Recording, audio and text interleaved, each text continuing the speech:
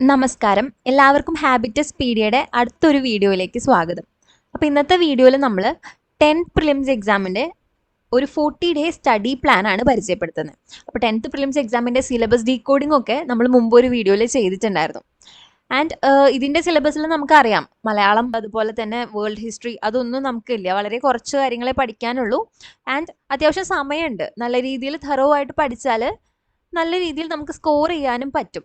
അപ്പോൾ ഇപ്പം ഈ ഒരു 40-day സ്റ്റഡി പ്ലാൻ തന്നെ നമ്മൾ ഫോളോ ചെയ്താൽ അത്യാവശ്യം സമയമെടുത്ത് എല്ലാം തറോ ആയിട്ട് പഠിക്കാനുള്ള ഒരു സമയം നിങ്ങൾക്കുണ്ട്. അപ്പം ഇതൊരു മെയ് ലാസ്റ്റോട് കൂടി തുടങ്ങിയാൽ, അതായത് ഒരു മെയ് 20th ശേഷം നിങ്ങൾ സ്റ്റാർട്ട് ചെയ്യുകയാണെങ്കിൽ ജൂൺ എൻഡോട് കൂടിയിട്ട് ഈ ഒരു സ്റ്റഡി കംപ്ലീറ്റ് ചെയ്യാൻ പറ്റും. ആൻഡ് നിങ്ങൾക്ക് റിവൈസ് ചെയ്യാനുള്ള സമയം കിട്ടും. അപ്പം നമ്മുടെ ഈ ഒരു സ്റ്റഡി പ്ലാനിൽ എന്താ ഉദ്ദേശിക്കുന്നതെന്ന് വെച്ചാൽ ഒരു അറൗണ്ട് 6 വീക്കാണ് വരുന്നത്. അതുപോലെ 5 ദിവസം പഠിക്കുക, 2 ദിവസം റിവൈസ് ചെയ്യുക, അങ്ങനെയാണ് ഈ ഒരു പ്ലാൻ നമ്മൾ ഫോർവേഡ് ചെയ്യുന്നത്.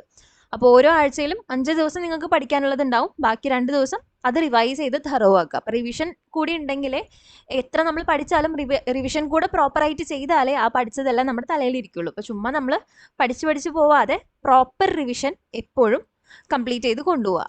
അപ്പം നമുക്ക് നമ്മുടെ സ്റ്റഡി പ്ലാൻ നോക്കാം. അപ്പോൾ ഫസ്റ്റ് വീക്കിൽ നമുക്ക് നോക്കാം, ഇങ്ങനെ 2 സെഷനായിട്ടാണ് എല്ലാം തിരിച്ചിരിക്കുന്നത്. ഫസ്റ്റ് സെഷനിൽ general knowledge, renaissance in Kerala, general science അതെല്ലാം വരുന്നുണ്ട്. പിന്നെ സെക്കൻഡ് സെഷനിലാണ് മാത്സും കറണ്ട് അഫയേഴ്സും കൊടുത്തിരിക്കുന്നത്. അതിൽ ആദ്യത്തെ 5 ദിവസം നമ്മൾ മാത്സും പിന്നെ റിവിഷൻ്റെ 2 ദിവസമാണ് കറണ്ട് അഫയേഴ്സും പഠിക്കാൻ വേണ്ടിയിട്ട് സെക്കൻഡ് സെഷൻ മാറ്റി വെച്ചിരിക്കുന്നത് കേട്ടോ. അപ്പോൾ നമുക്ക് നോക്കാം. ഡേ 1 ഇന്ത്യയുടെ ഭൂമിശാസ്ത്രപരമായ സവിശേഷതകൾ, അതിർത്തികളും അതിരുകളുമാണ് ഫസ്റ്റ് സെഷൻ. പിന്നെ മാത്സിൽ സംഖ്യകളും അടിസ്ഥാന ക്രിയകളും. ഡേ 2 ഇന്ത്യയുടെ ഊർജ്ജ മേഖലയിലെയും ഗതാഗത വാർത്താവിനിമയ മേഖലയിലെയും പുരോഗതി, അതുപോലെ തന്നെ സംഖ്യകളും അടിസ്ഥാന ക്രിയകളും ആ രണ്ടാമത്തെ ദിവസം കൊണ്ട് 2 ദിവസം വെച്ചിട്ടാണ്. ഇപ്പോൾ ഡിഫിക്കൽട്ട് ആയിട്ടുള്ള ടോപ്പിക്കിനൊക്കെ നമ്മൾ മാത്സ് 2 ദിവസം എടുത്ത് ചെയ്ത് പഠിക്കുക കേട്ടോ, നല്ല രീതിയിൽ ചെയ്ത് തന്നെ പ്രാക്ടീസ് ചെയ്ത് പഠിക്കുക. ഇനി ഡേ 3 വരുമ്പം ഇന്ത്യയിലെ പ്രധാന വ്യവസായങ്ങൾ, അതുപോലെ തന്നെ ബയോളജിയിൽ നിന്ന് മനുഷ്യ ശരീരത്തെക്കുറിച്ചുള്ള പൊതു അറിവ്. സെക്കൻഡ് സെഷനിൽ ഗണിത ചിഹ്നങ്ങൾ ഉപയോഗിച്ചുള്ള ക്രിയകൾ. ഡേ 4 ബയോളജിയാണ്, ജീവകങ്ങളും അപര്യാപ്തത രോഗങ്ങളും രോഗകാരികളും. അതുപോലെ മാത്സ് ലസാഗു ഉസാഗ ആണ് വരുന്നത്. ഡേ 5 ആറ്റവും ആറ്റത്തിന്റെ ഘടനയും അയിരുകളും ധാതുക്കളും. അതുപോലെ ഇവിടെ ലസാഗു ഉസാഗ വീണ്ടും റിപ്പീറ്റ് ചെയ്യണം. ഇനി 6 and 7 ഡേ 6 and 7 നമ്മൾ ഫസ്റ്റ് സെഷനിൽ റിവിഷൻ ആൻഡ് ബാക്ക്ലോഗ് ടോപ്പിക്സ്, ഈ ഒരു ആഴ്ചയിൽ നമ്മൾ പഠിച്ച് കംപ്ലീറ്റ് ചെയ്യാൻ പറ്റാത്തത്, കവർ ചെയ്ത് തീരാത്തതൊക്കെ, ബാക്ക്ലോഗ് നിൽക്കുന്നതൊക്കെ ഈ 2 ദിവസം നോക്കുക. അതുപോലെ റിവിഷനും ചെയ്യുക. സെക്കൻഡ് സെഷനിൽ കറണ്ട് അഫയേഴ്സ്. അപ്പോൾ ഈ വീക്കിൽ കറണ്ട് അഫയേഴ്സ് നോക്കേണ്ടത് ശാസ്ത്ര സാങ്കേതിക മേഖലയാണ്. ഫസ്റ്റ് വീക്കിൽ കറണ്ട് അഫയേഴ്സ് നോക്കേണ്ടത്. ഇനി വീക്ക് 2 പോകുമ്പം ഡേ 8 കേരളത്തിന്റെ അടിസ്ഥാന വിവരങ്ങൾ, മാത്സിൽ ഭിന്നസംഖ്യകൾ. അതുപോലെ ഡേ 9 നദികളും കായലുകളും വിവിധ വൈദ്യുത പദ്ധതികൾ, കേരളത്തിലെയാണ്. അതുപോലെ ഭിന്നസംഖ്യകൾ. ഇനി ഡേ 10 വന്യജീവി സങ്കേതങ്ങളും ദേശീയോദ്യാനങ്ങളും, മാത്സിലെ ദശാംശ സംഖ്യകൾ.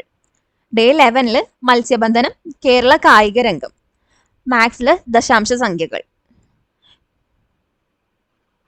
ഡേ 12 വരുമ്പം മൂലകങ്ങളും അവയുടെ വർഗീകരണവും, അതുപോലെ ഹൈഡ്രജനും ഓക്സിജനുമാണ് ഫസ്റ്റ് സെഷനിൽ വരുന്നത്. വർഗവും വർഗമൂലവും സെക്കൻഡ് സെഷനിൽ. ഇനി ഡേ 13 and 14 വരുമ്പം ഈ വീക്കിൽ പഠിച്ചതിൻ്റെ റിവിഷനും അതുപോലെ ബാക്ക്ലോഗുള്ള ടോപ്പിക്സും കവർ ചെയ്യുക. ഇനി കറണ്ട് അഫയേഴ്സ് നോക്കാനാണെങ്കിൽ കലാ സാംസ്കാരിക മേഖലയാണ് ഈ വീക്കിൽ കവർ ചെയ്യാനുള്ളത്. ഇനി വീക്ക് 3 വരുമ്പം ഡേ 15 ഒരു പൗരന്റെ അവകാശങ്ങളും കടമകളും, കോൺസ്റ്റിറ്റ്യൂഷനിൽ നിന്നാണ് വരുന്നത്. മാത്സിൽ വർഗവും വർഗമൂലവും. ഡേ 16 ഇന്ത്യയുടെ ദേശീയ ചിഹ്നങ്ങൾ, ദേശീയ പതാക, ദേശീയ ഗീതം, ദേശീയ ഗാനം തുടങ്ങിയ അടിസ്ഥാന വിവരങ്ങൾ, മാത്സിലെ ശരാശരി. ഡേ 17 മനുഷ്യാവകാശ കമ്മീഷൻ, വിവരാവകാശ കമ്മീഷൻ, അതുപോലെ ശരാശരി റിപ്പീറ്റ് ചെയ്യുന്നു. ഡേ 18 കേരളത്തിലെ ആരോഗ്യക്ഷേമ പ്രവർത്തനങ്ങൾ, അതുപോലെ മാത്സിൽ വരുന്നത് ലാഭവും നഷ്ടവും. ഡേ 19 കേരളത്തിലെ പ്രധാന ഭക്ഷ്യ വിളകൾ, രസതന്ത്രം ദൈനംദിന ജീവിതത്തിൽ, ലാഭവും നഷ്ടവും റിപ്പീറ്റാണ് ചെയ്യുന്നത് ഡേ 19.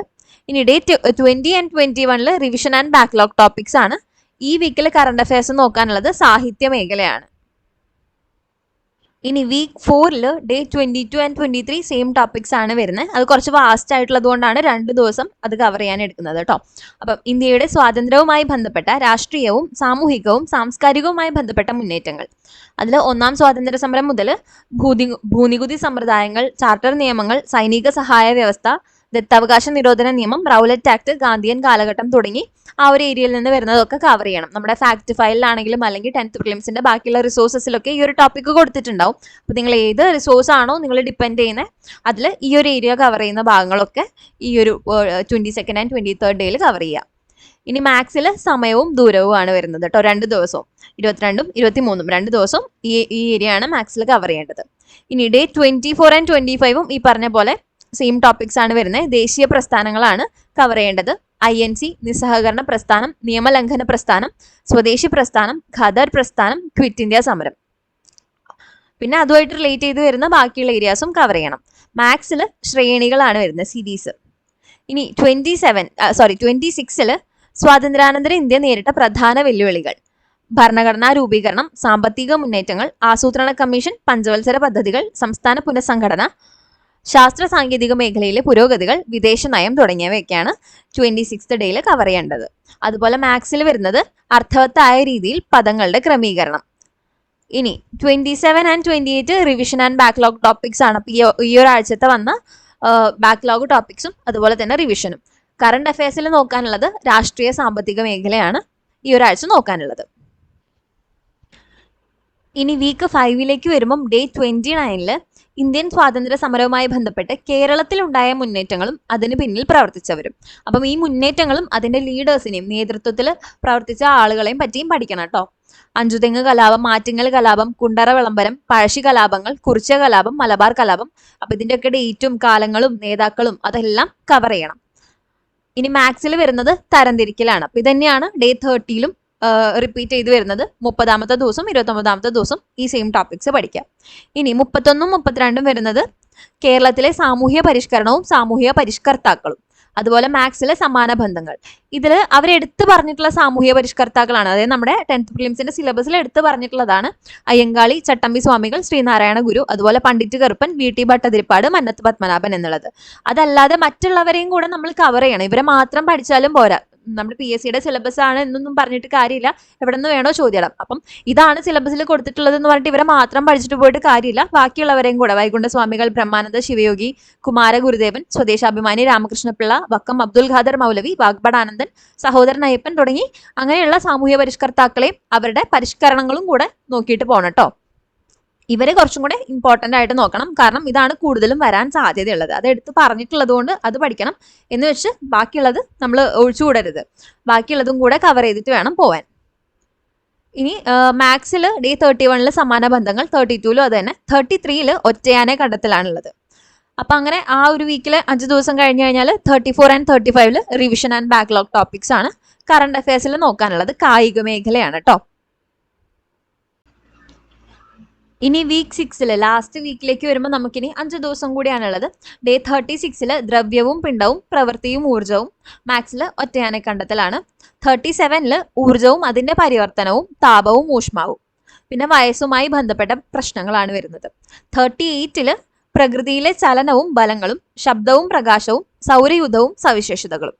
പിന്നെ വയസ്സുമായി ബന്ധപ്പെട്ട പ്രശ്നങ്ങൾ തന്നെ റിപ്പീറ്റ് ചെയ്ത് അന്നത്തെ ദിവസവും പഠിക്കാം.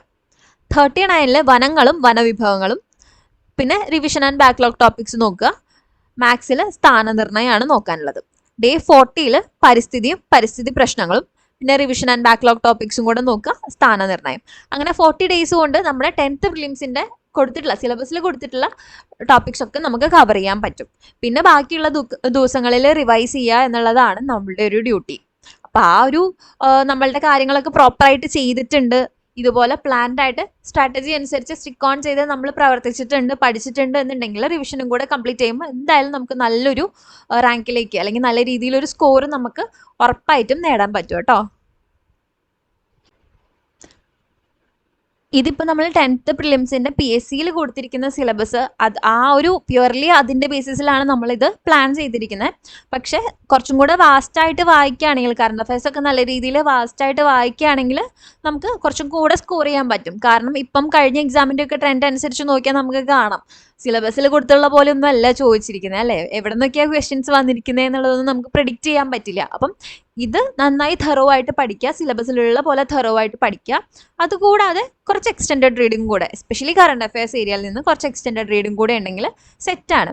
അപ്പം ഈ ഒരു പ്ലാൻ നല്ല രീതിയിൽ വർക്കൗട്ട് ചെയ്യുക, എല്ലാവരും നല്ലപോലെ പഠിക്കുക, നല്ല മാർക്ക് സ്കോർ ചെയ്യുക. സോ ഈ വീഡിയോ നിങ്ങൾക്ക് യൂസ്ഫുൾ ആയി എന്ന് വിചാരിക്കുന്നു. ഉപകാരപ്പെട്ടെങ്കിൽ തീർച്ചയായിട്ടും do like, share and subscribe to our channel. എക്സാമിന് പ്രിപ്പയർ ചെയ്യുന്ന നിങ്ങളുടെ ഫ്രണ്ട്സിനും കൂടെ ഷെയർ ചെയ്ത് കൊടുക്കുക.